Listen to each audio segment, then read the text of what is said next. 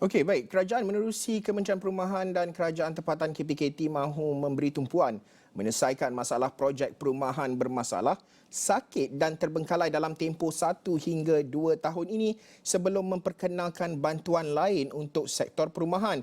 Di mana Timbalan Menteri Pembangunan Kerajaan Tempatan Akmal Nasrullah Muhammad Nasir berkata, hanya apabila kementeriannya berjaya menyelesaikan tunggakan projek rumah sakit, barulah kerajaan akan mempelbagaikan kaedah untuk membantu rakyat dalam tempoh 3 hingga 4 tahun akan datang. Di mana katanya ketika ini terdapat lebih 1,000 projek yang lewat sakit dan terbengkalai dengan berlaku peningkatan mendadak pasca COVID-19 dan masalah ini telah memberi kesan kepada lebih 30,000 pembeli atau 120,000 isi rumah secara tidak langsung apabila terpaksa terus membayar pinjaman kepada bank sekaligus memberi bebanan kewangan kepada mereka. Jadi untuk mengulas dengan lebih lanjut berkenaan dengan perkara ini, kita bersama dengan Dr. Suraya Ismail, Pengarah Kajian Khazanah Research Institute KRI. Dr. Suraya, sudahlah harga rumah sangat tidak mampu milik. Pengguna pula ramai yang berdepan projek terbengkalai ini. 437 projek perumahan swasta ini dikatakan sakit sehingga penghujung Januari lalu dan daripada jumlah itu hanya 36 projek berjaya diselesaikan.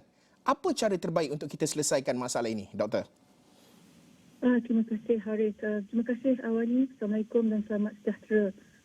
Pertamanya saya ingin memberi satu ulasan. Kita nak selesaikan masalah, baguslah. Tetapi kita mesti menyelesaikan masalah dari akar umbi. Yeah. Kenapa masalah projek terbengkalai ini berlaku? Ini adalah kerana kita mengamalkan sistem jual dan bina.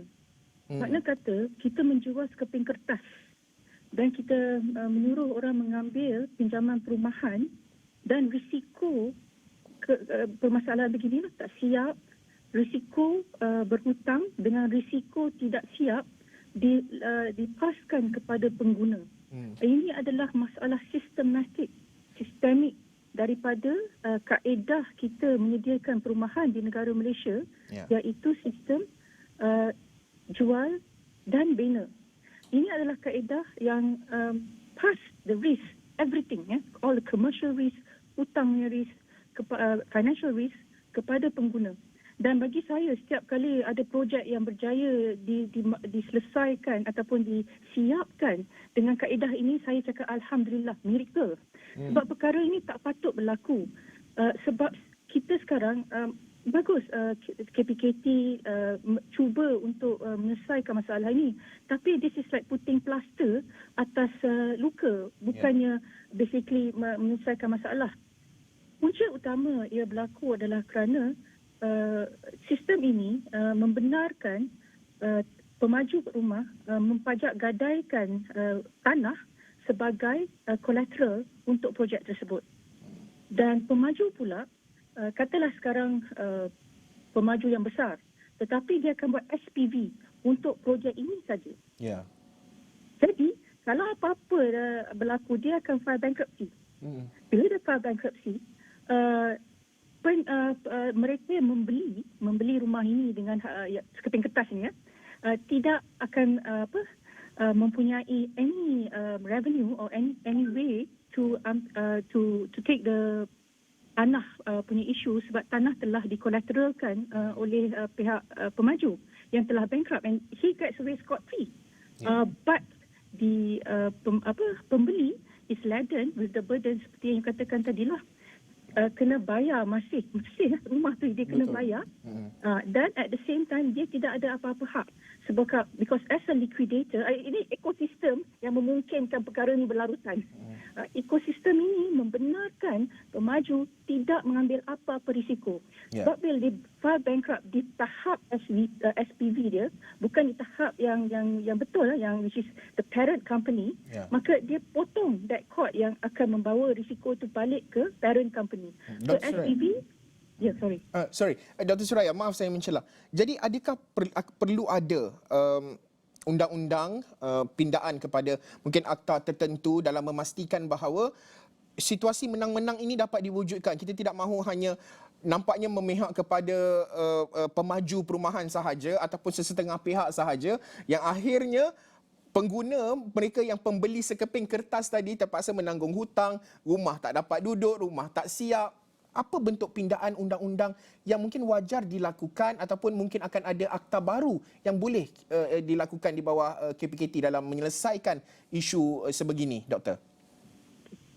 Okey, isu asas dia ialah kita mesti memastikan sistem baru dibuat, iaitu sistem bina dan jual. Okey. You bina dulu, lepas tu baru you jual.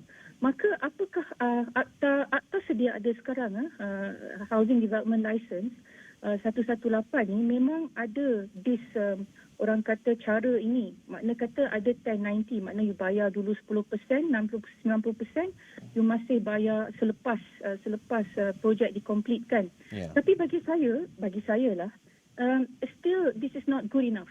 Sebab kemungkinan projek itu terbengkalai masih ada. Jadi, cara yang sebenarnya adalah untuk memastikan setiap rumah di Malaysia menggunakan kaedah bina dan jual. Akan ada orang berkata, sebab satu lagi Haris, only in Malaysia and Singapore we have this system. Negara lain tak ada. Dan kita percaya sistem ni betul. Saya pun kurang pasti. Kenapa? Sebab yang mengaut keuntungan adalah pemaju dan bank. Sebab there is no risk for them. No risk at all. Inilah ciput-ciput manusia yang beli rumah ni kan. Dia tanggung semua risiko komersial. Mana ada sistem menjual beli di mana risiko tambahnya style ini kan. Rumah yang sangat mahal harganya, semua risiko kepada pembeli. Okey, bila kita nak tukar migrasi kepada sistem bina dan jual, akan ada puak-puak yang berkata, I have to be fair, pros and cons. Akan ada puak-puak yang berkata, nanti harga akan mahal sebab pemaju akan menanggung working capital. Dia tak tanggung pun mahal dah kan sekarang. So I don't understand. Basically, kita sekarang dalam keadaan, if I may quote this, double whammy, which is risiko kita tanggung, harga masih mahal. So bagi saya, baik kita buat, okay, risiko kita tidak ada, tetapi harga mahal sedikit. But then it's fair because then anything goes wrong, you are protected. And I don't think it's going to be so high, the price increase tu sikit. Sebab, but you have to understand, how is it orang buat business, working capital pembeli yang tanggung. So this migration to a new system, which is system bina dan jual, is something that akan menyelesaikan masalah.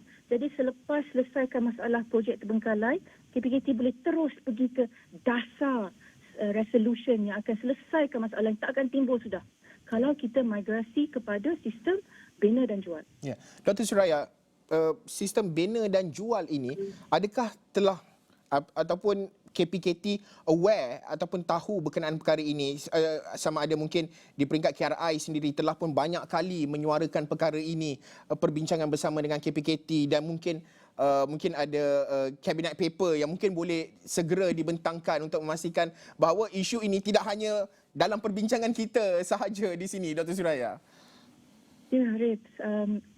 KPKT aware tentang kaedah baru ini. Mereka tahu, tapi saya duduk dalam banyak komiti dan saya lihat juga kerajaan selalu dia ada macam tolak ansur kan. Kita nak memastikan a healthy industry dan kita nak juga memastikan pembeli tidak ditipu atau tidak menerima risiko yang tinggi. Jadi isu utama adalah yang telah diutarakan adalah pemaju-pemaju yang kecil akan tak boleh buat rumah sebab the working capital would be too high. Jadi kerajaan fikir mungkin pemaju-pemaju kecil nanti tak boleh buat rumah.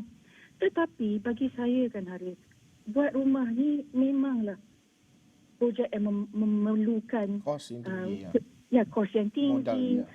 No doubt. And then orang kata the right architects, the right engineer, these are all cost besar-besar. Jadi kalau you pemaju yang kecil-kecil kurang modal kapital, you shouldn't be in this field because inilah jadilah benda-benda problem macam ni kan. It needs kemahiran.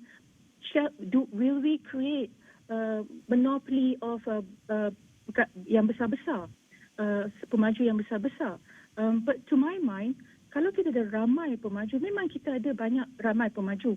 But kita jangan buat SPV di peringkat projek.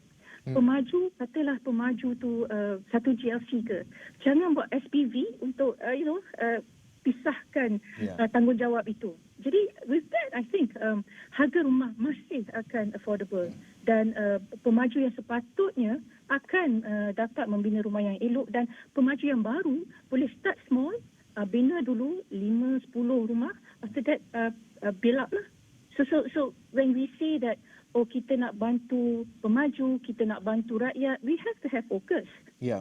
Sebenarnya nak ini untuk buat rumah.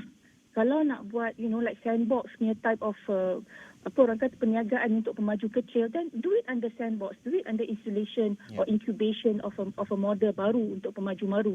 But the jalan keluar sekarang adalah pemaju yang bermodal sahaja yang akan boleh buatlah bina dan jual.